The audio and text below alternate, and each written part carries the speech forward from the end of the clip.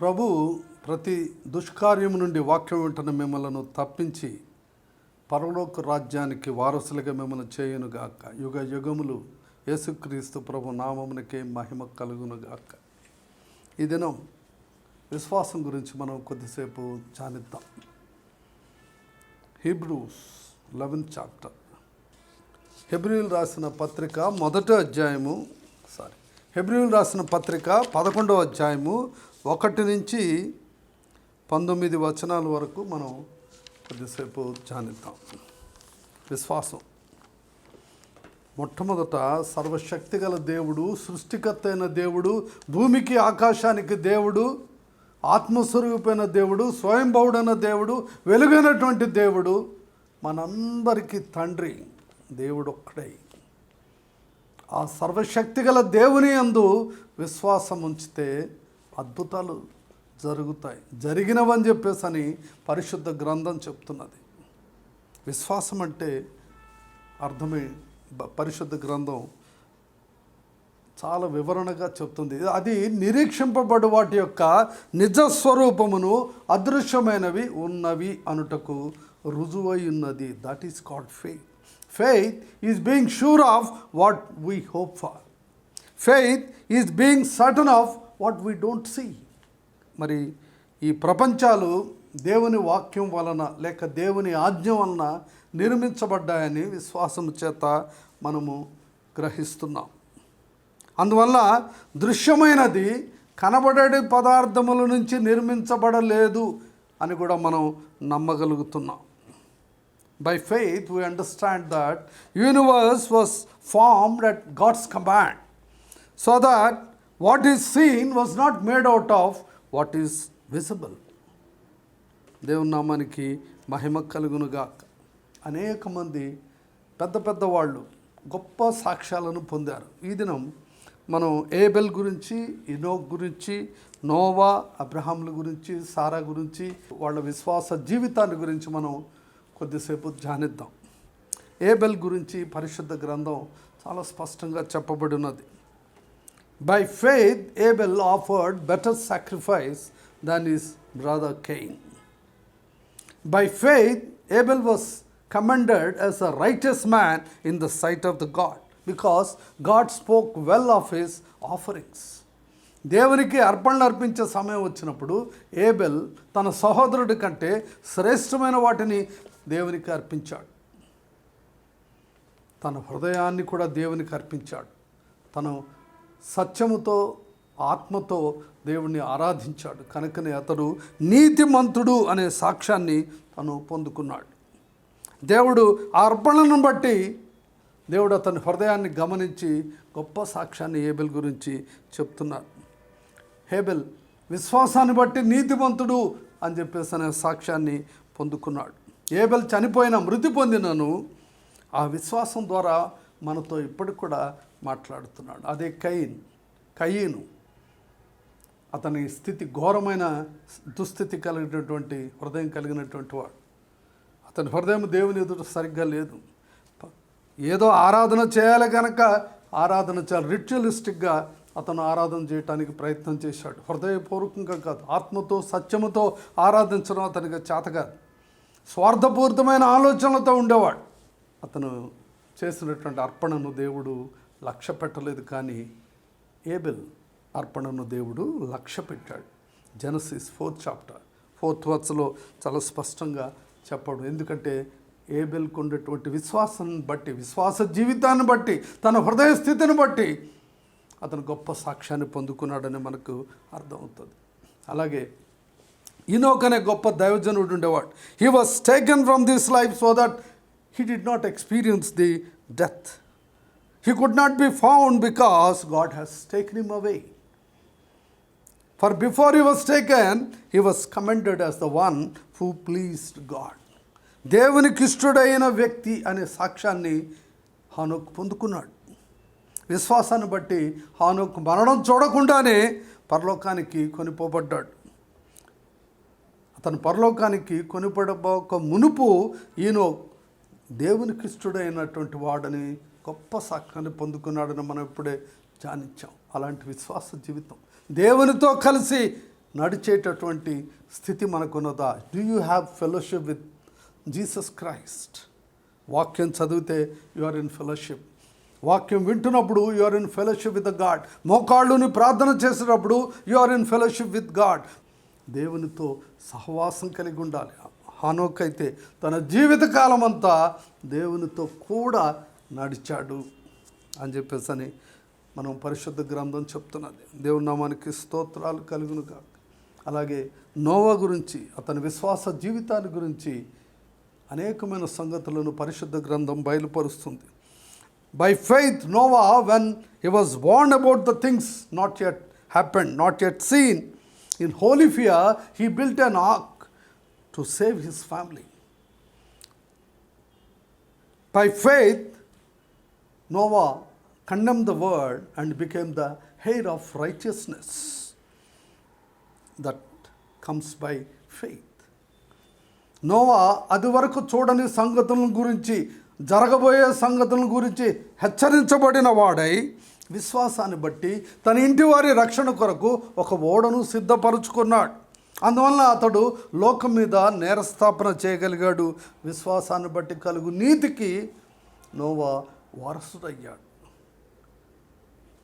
దేవుని బిడ్డలు దేవుని రాకడ గురించి ప్రకటిస్తున్నప్పుడు, దేవుని బిడ్డలు దేవుని ఆజ్ఞలకు అవిధేయత చూపిస్తే ఏం జరుగుతుందో, దేవుని యొక్క కృపను పొందుకోకుండా తప్పిపోతే ఏం జరుగుతుందో అని నీకు హెచ్చరికలు ఇచ్చినప్పుడు లోపడాలి. ఏం జరగలేదు, కానీ నోవా జరగబోయే సంగతుల గురించి హెచ్చరించబడ్డాడు. కనుకనే తన కుటుంబాన్ని రక్షించుకోవాలనే ఆశతో ఒక ఓడను సిద్ధపరుచుకున్నాడు. మరి నువ్వు యేసుక్రీస్తు ప్రభు అనే ఓడను నువ్వు సిద్ధపరుచుకొని యేసుక్రీస్తు అనే దుర్గంలోకి నువ్వు నీ కుటుంబాన్ని తీసుకువెళ్ళి ఆయన సేవించగలిగితే నువ్వు నీ కుటుంబం భద్రంగా ఉండగలదు.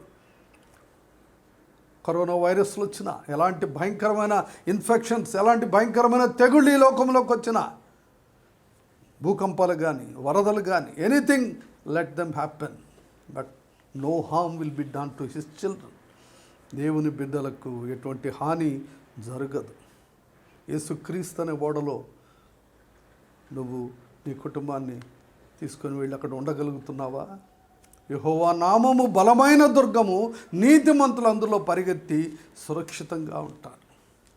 నోవా తన విశ్వాసాన్ని బట్టి నీతికి వారసుడిగా చెప్పబడుతూ ఆ నోవాని గురించి మనం ఇన్ని వేల సంవత్సరాలైనా మనం జ్ఞాపకం చేసుకోవటానికి దేవుడు కృప చూపుతున్నాడు. మరి అబ్రహాం గురించి ధ్యానిస్తే, by faith Abraham, when he was called to go to a certain place, he doesn't know where he was going. He would later receive it as a inheritance to him. He just obeyed God and went, even though he did not know where he was going.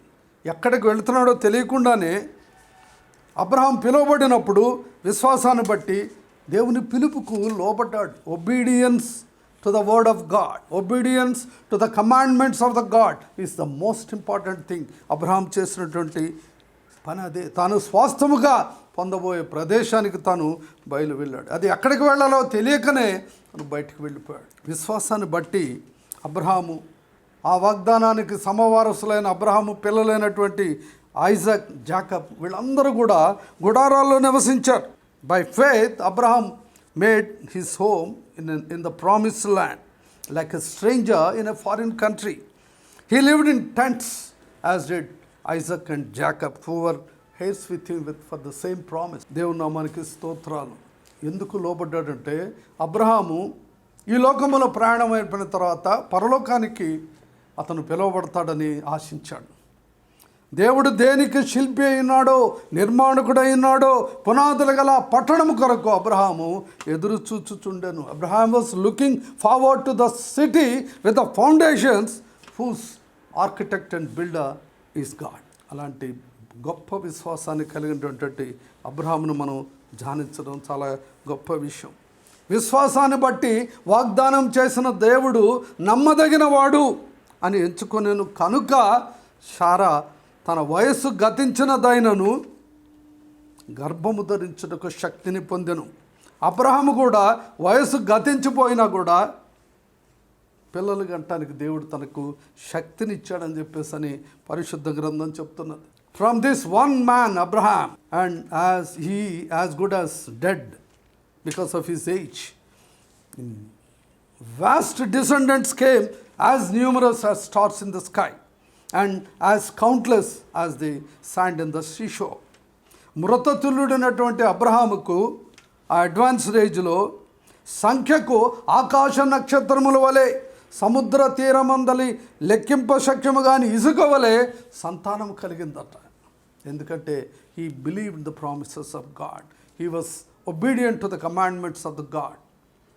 దేవునికి విధేయత చూపిస్తే ఎంతో సంతోషం, దేవుని మాటలకు లోబడితే దేవుడు ఎంతో సంతోషపడతాడు. కనుకనే అబ్రహాం వాస్ బ్లెస్డ్ ట్రెమెండస్లీ. దేవుని నామానికి మహిమ కలుగునుగాక. మరి అలాగే అనేక మంది విశ్వాసం చేతనే వాళ్ళు జీవిస్తున్నారు, వాళ్ళు చనిపోయారు. They did not receive those promises while living on the earth. They only saw them and believed them from a distance. వాగ్దానాలు ఇచ్చిన దేవుడు తప్పనిసరిగా తమ జీవితాల్లో నెరవేరుస్తాడని విశ్వసించారు. They admitted that they are strangers and aliens on this earth. They were looking for a better country, for a heavenly one.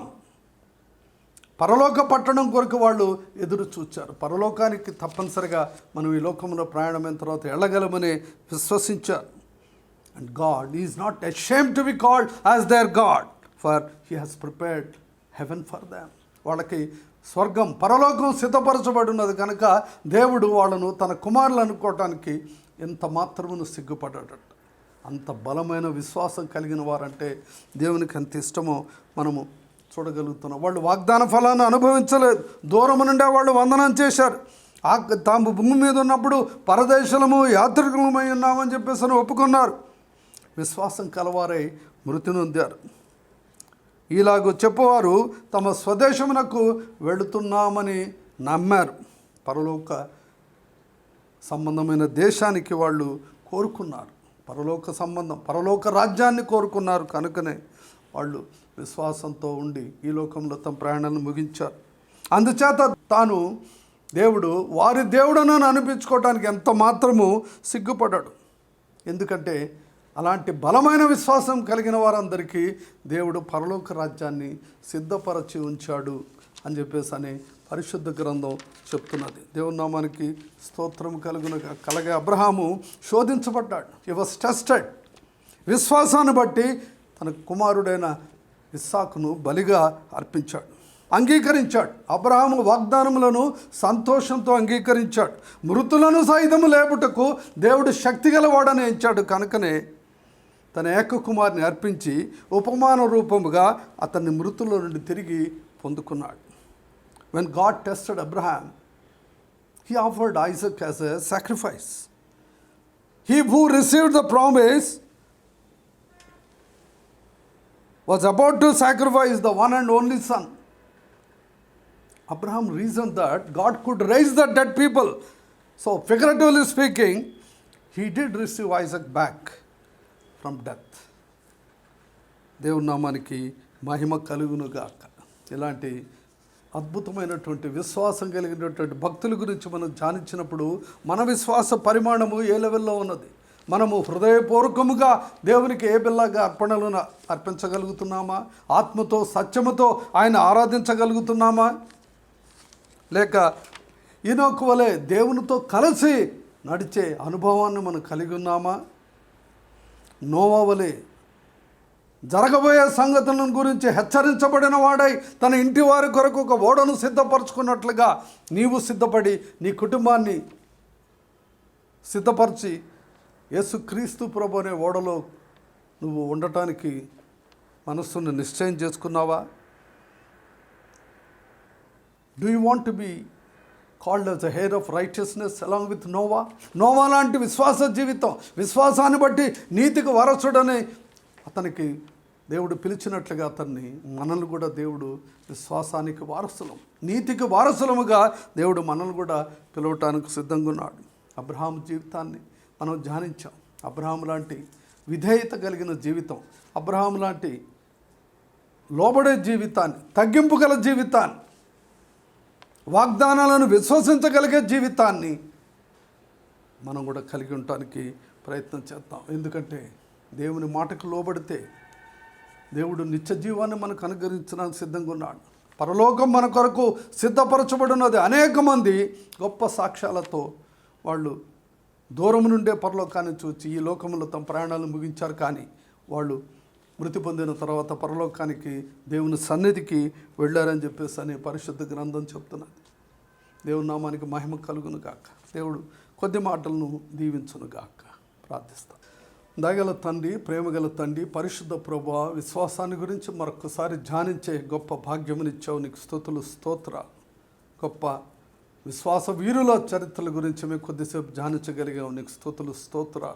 అలాంటి బలమైన విశ్వాసాన్ని వాక్యం వింటున్న వారిలో నింపి నా తండ్రి నాయన, వినుట వలన విశ్వాసం కలుగును, అది క్రీస్తుని గురించి వినుట వలన కలుగునున్నావు ప్రభువా. పరిశుద్ధరా, విన్నవారిలో విశ్వాస పరిమాణాన్ని పెంచి ప్రతి ఒక్కరూ తమ జీవితాల్లో అద్భుత కార్యాలను రుచి చూచి నా ప్రభువాన్ని నిన్ను మహిమపరచులాగన కృపచూపును అడుగుతూ యేసు నామములో వాక్యం విన్న వారందరినీ నీకు ప్రతిష్ఠిస్తూ కొద్ది విన్నపాలు వేడుకుంటున్నాం తండ్రి. ఆమెన్.